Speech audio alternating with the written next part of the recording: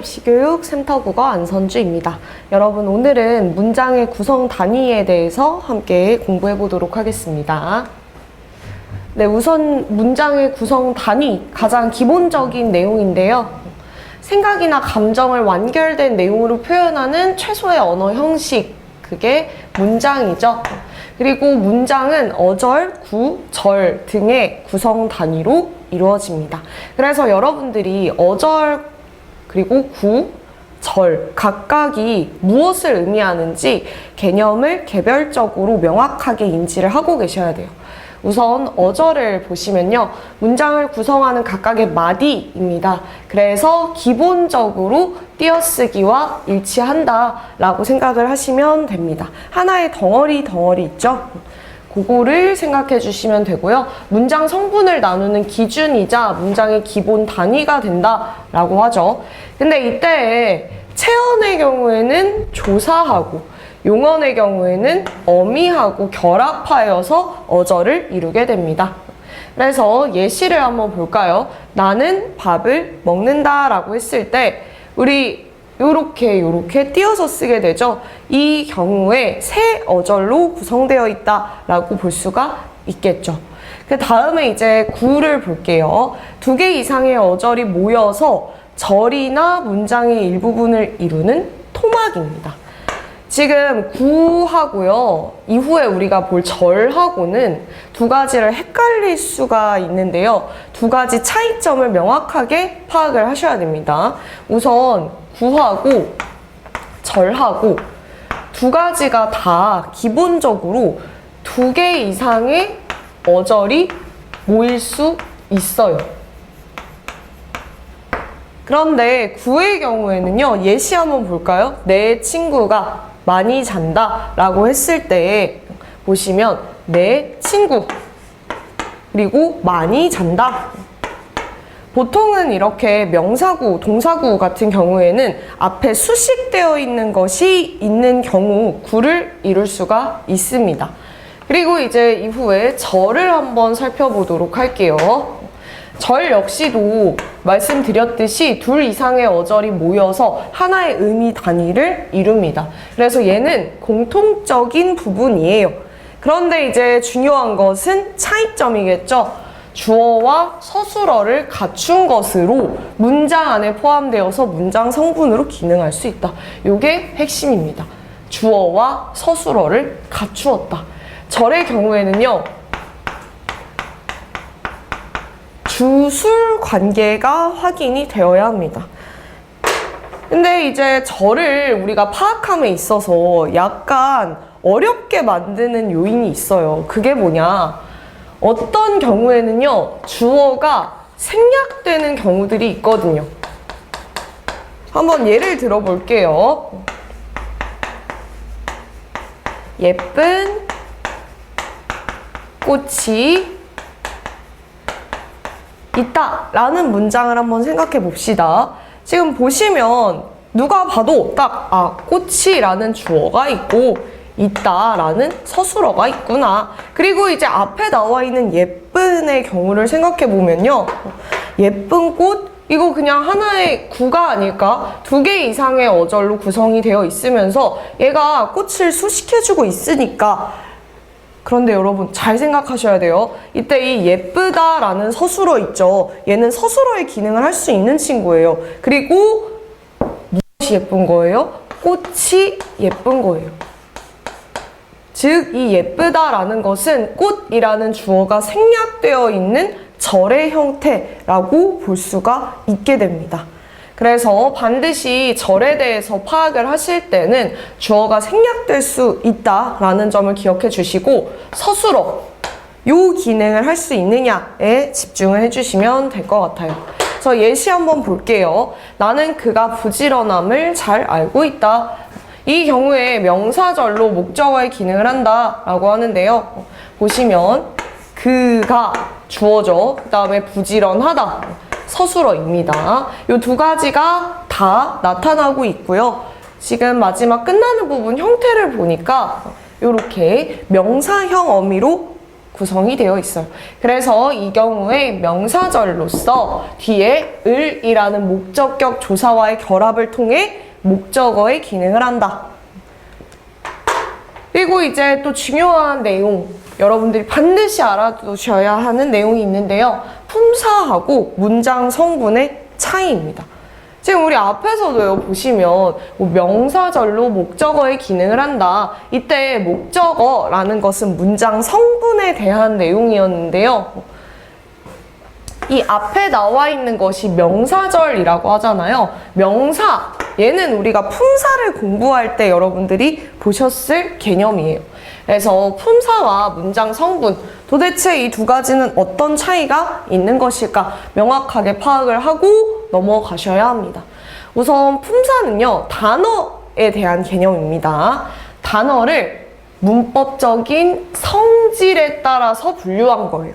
그래서 품사는요, 단어 자체가 가지고 있는 기본적인 성질 있죠? 단어의 성질, 단어의 성격과 관련이 되고요. 문장 성분의 경우에는 문장에서 문장을 구성하는 요소의 기능에 따라서 분류한 것입니다. 그래서 문장 속에서의 기능을 생각해 주시면 돼요. 문장 성분은 말 그대로 문장 차원에서 이것이 어떻게 기능하고 있느냐라는 거겠죠. 예를 들어서 여러분, 나무라는 재료가 있다라고 생각을 해봅시다. 나무라는 재료는 기본적으로 어떤 성질을 가지고 있어요? 딱딱하다, 그렇죠? 튼튼하다, 이런 성질을 가질 수 있겠죠. 그래서 얘를 활용해서 우리 뭘 만들 수 있어요? 책상도 만들고 의자도 만들고 다양하게 활용을 할 수가 있게 되죠. 그래서 품사와 문장 성분의 관계는 요 예시를 여러분들이 생각을 해주시면 좋을 것 같아요. 그래서 가장 큰 차이점은요, 품사는 문장에서의 쓰임에 따라서 품사가 달라지지 않습니다. 왜? 기본적으로 단어가 가지고 있는 성질 그 자체이기 때문에 바뀔 수 없어요. 그렇지만 문장 성분은 어때요? 문장에서의 쓰임에 따라서 충분히 달라질 수 있다. 무슨 기능을 하느냐에 따라서 다를 수 있다라는 거겠죠. 그래서 여러분들 품사와 문장 성분의 차이를 반드시 알아두시고요. 물론 품사가 달라지는 단어가 있습니다. 어떤 경우냐? 그런 경우는 우리 이전에 파생어 공부했었던 거 기억나시죠? 품사를 바꿔주는 파생 전미사가 결합해서 새로운 단어가 만들어질 때 그 경우에는 품사가 달라질 수가 있어요. 그 이유는 뭐겠습니까? 파생 전미사가 결합해서 만들어진 단어는 이미 새로운 단어가 됐기 때문에 그 새로운 단어가 가지는 성질은 다를 수 있기 때문입니다. 그래서 여러분, 이 내용을 반드시 숙지를 해두시면 좋을 것 같아요. 마지막으로 나무 그리고 책상, 의자 요 비유 했었던 거하고 이어서요. 예를 들어서 명사라는 품사를 한번 생각을 해볼게요. 우리 명사 단어, 그냥 뭐 예를 들어서 사과라는 단어를 한번 생각을 해봅시다. 요 단어를요, 우리가 문장 속에서 활용을 할 때 어떻게 활용할 수 있어요? 사과가 맛있다. 주어로 기능할 수 있죠? 그리고 사과를 먹었다. 목적어로도 기능할 수 있을 것입니다. 그래서 이렇게 하나의 품사를 가지고 있는 단어가 문장 속에서 기능에 따라서 다양한 문장 성분으로 활용할 수 있다라는 거 다시 한번 강조를 드립니다. 그래서 예시 한번 볼게요. 예쁜 꽃이 피었다에서 예쁜의 품사는 사물의 형태나 성질을 나타내는 형용사죠. 그래서 품사는 형용사로 변화하지 않습니다. 그렇지만 문장 성분을 살펴보면요, 이 예쁜이라는 것이 지금 뒤에 있는 꽃이라는 체언을 수식하고 있죠. 그래서 체언을 수식하는 문장 성분이기 때문에 관형어라고 이야기합니다. 만약에 다른 문장에서 예쁜이, 예쁘게, 예쁘다 이런 식으로 쓸 경우에는요. 물론 품사는 그대로 형용사이겠지만 문장 성분은 개에 의해서 부사어 그리고 이렇게 기본적인 형태로서 서술어로 사용이 되고 있다라고 볼 수 있는 거죠. 그러면 여러분 이 예시를 통해서 우리가 또 한 가지 기억해야 하는 부분이 있어요. 뭐냐? 지금 관형어라는 개념이 나왔네요. 물론 우리가 뒤에서 다시 한번 구체적으로 공부를 하겠지만요. 관형어와 관형사는 다른 개념입니다. 왜 다를까요? 관형어는 문장 성분 중에 하나고요. 관형사는 품사 중에 하나죠. 그러면 여러분 관형사의 경우에는 기본적으로 단어의 성질 자체가 어떤 성질을 가지고 있다? 체언을 수식하는 성질을 가지고 있다. 그래서 이제 관형사에 해당되는 대표적인 것들 여러분 기억나시죠? 뭐 새, 헌, 예 등등등등 이런 것들이 관형사에 해당이 됐었죠. 이 관형사들의 경우에는요, 형태를 변화시킬 수 없습니다.